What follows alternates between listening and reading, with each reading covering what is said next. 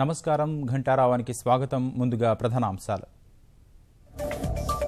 2437 ఉద్యోగాలకు టీఎస్పీఎస్సీ ప్రకటన జారీ. రేపు గ్రూప్ 1, గ్రూప్ 2 ఫలితాలు విడుదల.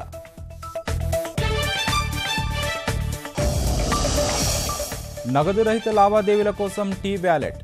ఐటీ ఎగుమతుల్లో జాతీయ వృద్ధిని మించి నమోదు.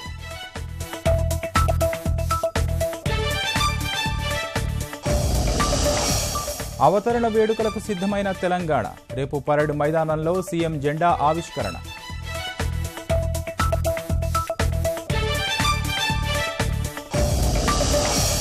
సంగారెడ్డిలో కాంగ్రెస్ ప్రజాగర్జన. హైదరాబాద్ నుంచి ర్యాలీగా వెళ్లిన రాహుల్, భారీగా తరలివచ్చిన జనం.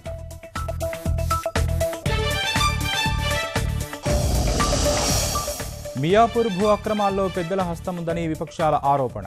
సిబిఐ విచారణకు ఆదేశించాలని డిమాండ్.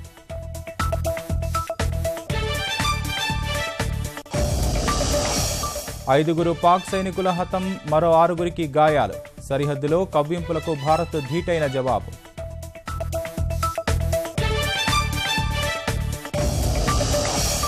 వాణిజ్యం, ఇంధన సహకార బలోపేతమే లక్ష్యం. రష్యా అధ్యక్షుడు పుతిన్తో ప్రధాని మోదీ మథనం.